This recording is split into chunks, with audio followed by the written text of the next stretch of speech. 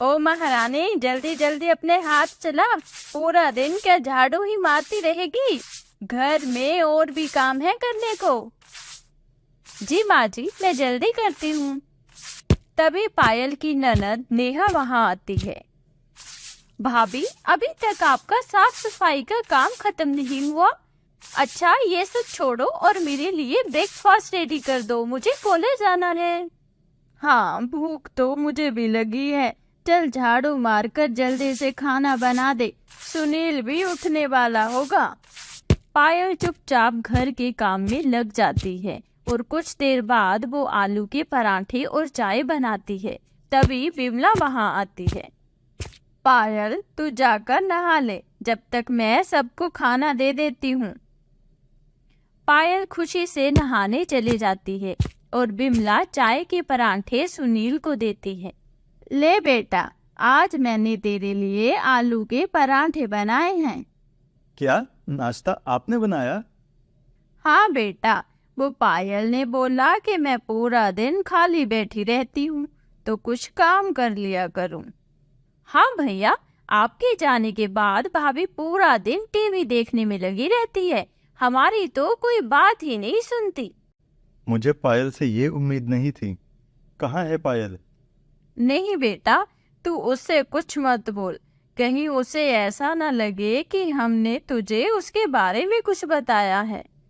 आप घबराएं नहीं, ये घर आपका है। मैं ऑफिस से आकर पायल से बात करूंगा। और सुनील नाश्ता किए बगैर ही ऑफिस चला जाता है। अरे वाह माँ, आपने तो भैया को अच्छे से इसके खिलाफ भड़का दिया। अब हम उसे कितना भी सताएं, लेकिन वो इसकी एक बात नहीं सुनेगा। कुछ देर बाद पायल भी वहाँ आ जाती है। माँ जी, सुनील चले गए क्या? तो वो क्या तेरा इंतजार करते रहे कि महारानी नहाकर बाहर निकले और तेरे से परमिशन लेकर जाए? चल जा और हमारे लिए भी नाश्ता लेकर आ। पायल सभी के लिए नाश्ता लेकर आती है और खुद भी नाश्ता करने के लिए बैठने लगती है। तभी नेहा उसके नीचे से कुर्सी खिसका देती है और पायल नीचे गिर जाती है। ये क्या बदतमीजी है नेहा? इस घर में तेरी औकात नौकरानी की है और तू हमारे साथ बैठकर खाना खाएगी। वही नीचे बैठ के खा। अगर इस घर में रहना है तो जैसा हम कहती हैं वैसा ही करना पड़ेगा। बेचारी पायल पूरा दिन उन दोनों के जुल्म सहती रहती, क्योंकि उसका पति सुनील भी अपनी माँ की बातों में आ गया था और वो पायल की कोई बात नहीं सुनता था। एक शाम सुनील ऑफिस से घर आता है। माँ, कंपनी ने मेरा प्रमोशन कर दिया है और मुझे 2 महीने के लिए दूसरे शहर में जाना है। मुझे भी अपने साथ ले चलिए ना। अरे तू वहाँ जाके क्या करेगी? वैसे भी बस 2 महीने की तो बात है। हाँ पायल, अगर तुम मेरे साथ चलोगी तो माँ का ख्याल कौन रखेगा? पायल फिर कुछ नहीं बोलती। अगले दिन सुनील दूसरे शहर चला जाता है। उसी शाम जोरों से बारिश होने लगती है। माँ, आज तो बहुत अच्छा मौसम है, ऐसे में पकोड़े खाने को मिल जाए तो मजा आ जाए। अरे तो इसमें क्या बड़ी बात है, अभी उस महारानी से पकोड़े बनवा देती हूँ। पायल, जल्दी से हम दोनों के लिए आलू प्याज के पकोड़े बना दे। और पायल कठपुतली की तरह काम पर लग जाती है। अरे शायद पकोड़ों में नमक डालना तो मैं भूल ही गई, एक खाकर देखती हूँ। तभी किचन में बिमला आ जाती है और पायल को पकोड़े खाते हुए देख लेती है। तेरी इतनी हिम्मत कि तू हमें अपने जूठे पकोड़े खिलाएगी? नहीं माँ जी, वो। और बिमला पायल को मारने लगती है। पायल के चिल्लाने की आवाज सुनकर नेहा भी वहां आ जाती है। अरे माँ, इसे क्यों मार रही हो? इसकी रोने की आवाज बाहर तक आ रही है। बस करो, अब कहीं ये मर ही ना जाए। ये हमें अपने जूठे पकोड़े खिलाना चाहती थी। नहीं दीदी, माँ जी को गलत फहमी हुई है। अब तू मुझे बेवकूफ बनाएगी, चल निकल यहाँ से। पायल उसके आगे बहुत गिड़गिड़ाती है लेकिन उसकी सास उसकी एक नहीं सुनती और उसे घर से बाहर निकाल देती है। बेचारी पायल बारिश में भीगते हुए वहां से चली जाती है और एक पेड़ के नीचे जाकर बैठ जाती है। पायल पूरी रात वहीं बिता देती है। अगले दिन सुबह होने पर पायल को भूख लगने लगती है और वह खाने की तलाश में बाजार की ओर जाती है। पायल ठेले वाले से कुछ खाना मांगती है, लेकिन कोई उसकी मदद नहीं करता। थोड़ी दूर जाने के बाद उसे एक पकोड़े वाले का ठेला दिखता है और वह उसके पास जाती है। बाबा, मैंने कल से कुछ नहीं खाया, क्या आप मुझे कुछ खाने को दे सकते हो? लेकिन मेरे पास पैसे नहीं हैं। पायल की हालत देखकर उसको उस पे तरस आ जाता है और वह उसे कुछ पकोड़े चटनी के साथ दे देता है। पकोड़े देख पायल की आंखों में आंसू आ जाते हैं। क्या हुआ बेटी, तुम रो क्यों रही हो? पायल सारी बात उसको बताती है। बेटा, तुम इस शहर में अकेले कहाँ भटकोगी? अगर तुम चाहो तो तुम मेरे साथ मेरी बेटी बन के रह सकती हो। और पायल उस बाबा के साथ उसके घर रहने लगती है और रोज उनके साथ पकोड़े बनाने में उनकी मदद करती है। एक दिन बाबा की तबीयत खराब हो जाती है। तब से पायल ही उनके पकोड़ों की दुकान संभालने लगती है और बाबा का इलाज भी करवाती है। बारिश के दिन लोगों की भीड़ पायल के पास उमड़ी रहती थी। देखते ही देखते पायल के बनाए पकोड़े दूर दूर तक मशहूर हो जाते हैं। 2 महीने बाद जब सुनील वापस अपने शहर आता है तो उसकी नजर पायल पर पड़ती है और सुनील पायल के पास जाता है। पायल, तुम यहाँ क्या कर रही हो? पायल सुनील को देख रोने लगती है और उसे सारी बात बताती है। सुनील गुस्से में अपने घर जाता है। अरे बेटा सुनील, आ गया मेरा बेटा, बैठ, मैं तेरे लिए पानी लाती हूँ। माँ, पायल को बोलो पानी लाने के लिए। अरे भैया, आपके जाते ही वो किसी के साथ भाग गई। नेहा की ऐसा बोलते ही सुनील उसको एक जोरदार चांटा लगाता है। शर्म नहीं आ रही झूठ बोलते हुए? अपना घर होते हुए मेरी पत्नी को कैसे कैसे अपना पेट पालना पड़ रहा है। आज मैं भी ये घर छोड़ के जा रहा हूँ। बेटा बेटा, मुझे माफ कर दे, घमंड ने मेरा दिमाग खराब कर दिया था। हाँ भैया, मुझे माफ कर दो। तभी पायल भी अंदर आ जाती है और वे दोनों पायल से अपनी गलती की माफी मांगती है। पायल के कहने पर सुनील उनको माफ कर देता है और पायल अपने साथ उन बाबा को भी घर ले आती है। अब पायल ने शहर में एक बड़ी पकोड़ों की दुकान खोल ली थी, जहां अनेक प्रकार के पकोड़े मिलते थे। ये कहानी है सूरज की, जो कि बहुत गरीब था। वो दुकान पर जाकर मजदूरी का काम करता था, पर उसे कोई काम नहीं देता था। काम न होने के कारण सूरज का परिवार आधा टाइम भूखा ही रह जाता था और पानी पीकर ही सो जाता था। एक दिन सूरज की पत्नी मधु सूरज से कहती है, सूरज, आखिर हम कब तक ऐसे ही गरीबों की जिंदगी जिएंगे? तुम्हें कोई काम नहीं मिल रहा। मैं भी घर घर जाकर काम की तलाश कर रही हूँ, पर कोई भी काम वाली रखने के लिए तैयार ही नहीं है। आगे हमारे बच्चों का क्या होगा? चलो अभी तो हमारे बच्चे छोटे हैं, उनकी कोई दिक्कत नहीं है, लेकिन कल को जब वो बड़े होंगे, उनका स्कूल में दाखिला कराना होगा, ये सब कुछ कैसे होगा? मैं भी दिन रात इसी सोच में रहता हूँ मधु कि मैं क्या करूँ। तुम भी मेरे बारे में क्या सोचती होगी कि किस गरीब से शादी कर ली। ना ही मेरा ख्याल रख पाता है और ना ही मेरे बच्चों का। मेरी वजह से तुम लोगों को भूखे पेट ही सोना पड़ता है। मैं कभी कभी तो सोचता हूँ कि इससे अच्छा मैं इस दुनिया में नहीं होता तो ही अच्छा होता। अरे, आप ये कैसी बातें कर रहे हो? आपके ना होने से कौन सा हमारा जीवन अच्छा हो जाएगा? अभी कम से कम आप जैसे तैसे करके कुछ काम करके पैसे तो ले आते हो, जिससे हम कम से कम एक वक्त की रोटी खा लेते हैं। आप ऐसा मत सोचा करो। आपके जाने से हमारा क्या होगा और हमारे बच्चों का क्या होगा, कभी सोचा है आपने? बस तुम लोगों का सोचकर ही नहीं मरता, नहीं तो इस जिंदगी से मुझे अब प्यार ही नहीं है। मैं खुद मरना चाहता हूँ, लेकिन फिर तुम्हारा और बच्चों का ख्याल आता है, इसलिए ठहर जाता हूँ। न जाने भगवान ने मेरी किस्मत पे इतने दुख क्यों लिखे हैं। हाँ जी, आप चिंता मत करिए, सब ठीक हो जाएगा। भगवान ना हमारी परीक्षा ले रहे हैं और वो सबकी परीक्षा लेते हैं। देखना, एक दिन वो सब कुछ ठीक कर देंगे।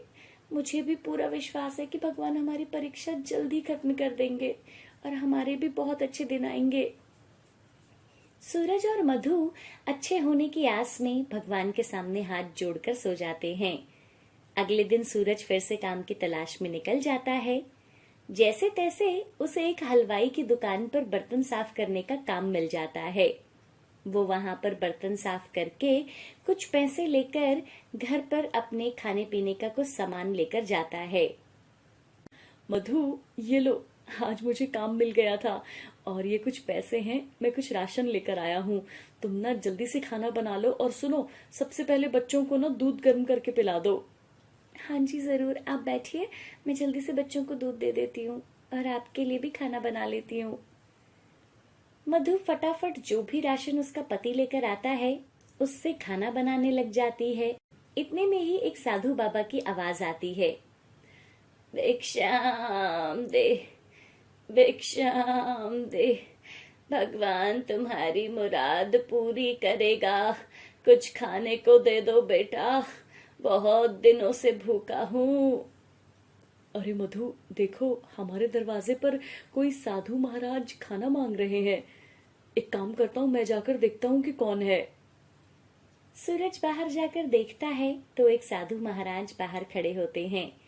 सूरज उन साधु महाराज को अपनी खाट पर बिठाता है और अंदर जाकर मधु से कहता है, मधु, कोई साधु महाराज खाना मांग रहे हैं, तू थोड़ा खाना मुझे दे दे, मैं बाबा को दे दूंगा। बेचारे ने बहुत दिन से कुछ नहीं खाया, लगता है ये भी हमारी तरह भूखे हैं। अजी, लेकिन आप तो बहुत ही कम राशन लेकर आए थे और जो भी लेकर आए थे मैंने उससे हम दोनों का ही खाना बनाया है। अगर हम ये खाना साधु महाराज को दे देंगे तो हम दोनों क्या खाएंगे? मैं जानता हूँ मधु, लेकिन जब खाना नहीं होता तब भी तो हम लोग भूखे ही रहते ना। और मेरे दरवाजे पर कोई मुझसे कुछ मांगने आया है, मैं उसे ऐसे तो भूखा नहीं भेज सकता। साधु महाराज तो भगवान का रूप होते हैं, अगर मैंने उन्हें भूखा भेज दिया तो मैं अपने आप को कभी माफ नहीं कर पाऊंगा। तुम मुझे ये खाना दे दो ताकि मैं साधु महाराज को खाना दे दूं। तुम अपना थोड़ा सा खाना रख लेना। नहीं जी, आप बिल्कुल ठीक कह रहे हो, हमारे दरवाजे से कोई भूखा जाए ये तो मुझसे भी बर्दाश्त नहीं होगा। सुनो, कोई बात नहीं, आप है ना ये सारा खाना ले जाइए। जब आप भूखे रह सकते हो तो मैं भी भूखी रह सकती हूँ, और वैसे भी आपको भूखा रखकर मैं कहाँ खाना खा पाऊंगी। इससे तो अच्छा है आप सारा खाना साधु महाराज को दे दीजिए। सूरज सारा खाना लेकर साधु महाराज को दे देता है। साधु महाराज खाना खाकर सूरज से कहते हैं, बेटा, कई दिनों से भूखा हूँ, तुम्हारे पास और खाना हो तो मुझे दे दो, इससे मेरी भूख नहीं मिट रही। मुझे क्षमा करें महाराज, मेरे पास इतने पैसे नहीं कि मैं ज्यादा खाना बना सकूं। मेरे पास तो आज थोड़े ही पैसे आए थे, उन्हीं पैसों से मैंने ये भोजन बनाया था और मैंने आपको अपनी पत्नी और अपना भोजन दिया है। अब मेरे पास ना तो पैसे हैं और ना ही राशन कि मैं आपके लिए और खाना बना सकूं। हो सके तो मुझे माफ कर दीजिए, अब मेरे घर में आपके लिए खाने के लिए कुछ नहीं है। वाह बेटा, मैंने तुम जैसा बच्चा आज तक नहीं देखा। तूने अपनी पत्नी और अपने हिस्से का खाना खिलाकर मेरी भूख मिटाई है, जिसे खाकर मैं तृप्त हो गया। दोबारा मांग कर तो मैं तुम्हारी परीक्षा ले रहा था। मांग क्या मांगता है, मैं तुझे कुछ देना चाहता हूँ। नहीं नहीं साधु महाराज जी, मुझे और कुछ नहीं चाहिए, आपका पेट भर गया, ये मेरे लिए बहुत है। तभी साधु अपनी आंखें बंद करते हैं और कुछ मंत्र पढ़ते हैं। तभी उनके हाथों में एक जादुई घास आती है। साधु घास को सूरज की तरफ करते हैं और बोलते हैं, लेकिन मैं तुझे खुशी से कुछ देना चाहता हूँ। ये ले, ये घास है, इससे जब भी तू कुछ मांगेगा वो तुझे मिल जाएगा। मैं भला घास से क्या मांगूंगा और ये घास मुझे क्या ही देगी? बेटा, ये कोई मामूली घास नहीं है, ये एक जादुई घास है जो तेरी सारी इच्छाएं पूरी कर देगी। नहीं नहीं साधु महाराज, अगर आप मुझे कुछ देना चाहते हो तो कुछ ऐसा दीजिए जिससे कि मैं मेहनत करके कमा सकूं। जादू से या जादुई किसी चीज से अगर मुझे कुछ भी मिल जाएगा तो वो हराम का ही लगेगा और मुझे हराम का खाने की आदत हो जाएगी, और मैं हराम का नहीं खाना चाहता। बेटा, मैंने तुझे ये जादुई घास दे दी है। अब इस घास से तुझे मेहनत करके क्या करना है ये तू सोच ले। जो भी तू इस जादुई घास से मांगेगा वो तुझे मिल जाएगा। अब मैं यहाँ से जाता हूँ, तेरा कल्याण हो। और साधु महाराज वहां से अंतर ध्यान हो जाते हैं। फिर सूरज सोचता रहता है कि वो उस जादुई घास से क्या मांगे। तभी वो देखता है कि लोग उसके पास ऑटो चला रहे थे और वो जादुई घास से ऑटो मांगता है और उसके सामने एक सुंदर सी घास लगी हुई ऑटो प्रकट हो जाती है। अरे वाह, ये मेरी घास वाली ऑटो रिक्शा तो बहुत सुंदर लग रही है। अब लोग मेरी इस प्यारी घास वाली ऑटो रिक्शा में जरूर सफर करेंगे। सूरज अपनी घास वाली ऑटो रिक्शा लेकर जैसे ही चलता है, लोग उसे देखकर अट्रैक्ट होते हैं और उसमें बैठने लगते हैं। जैसे ही लोग घास वाली ऑटो रिक्शा में बैठते, उन्हें बहुत अच्छा लगता, क्योंकि घास वाली ऑटो रिक्शा में उन्हें गर्मी से राहत मिल रही थी, मानो उनके सामने एसी की ठंडी हवा भी फेल हो गई हो। अरे भैया, मैंने तो आज तक ऐसी घास वाली ऑटो रिक्शा नहीं देखी। अरे, और सबसे अच्छी बात तो ये है कि इसमें गर्मी का नामो निशान ही नहीं है। अब जैसे ही लोगों को घास वाली ऑटो रिक्शा के बारे में पता चलता है, सब लोग उसमें बैठने की जिद करने लगते हैं। पर सूरज को ये नहीं पता था कि उसकी जादुई घास वाली ऑटो रिक्शा लोगों के अनुसार अपना आकार बड़ा कर सकती थी। जैसे जैसे लोग बैठते गए, जादुई घास वाली ऑटो रिक्शा बड़ी होती गई। ये देखकर सब लोग बोलते हैं, अरे वाह, ये घास वाली ऑटो रिक्शा तो जादुई घास वाली ऑटो रिक्शा है। ये तो आकार भी छोटा बड़ा कर लेती है और देखो, गर्मी से भी राहत देती है। हम तो अब इसमें ही सफर करेंगे। सूरज और उसकी पत्नी भी अपनी जादुई घास वाली ऑटो रिक्शा से बहुत खुश थे। जादुई घास होने के बाद भी वो लोग मेहनत से अपना घर चलाते हैं।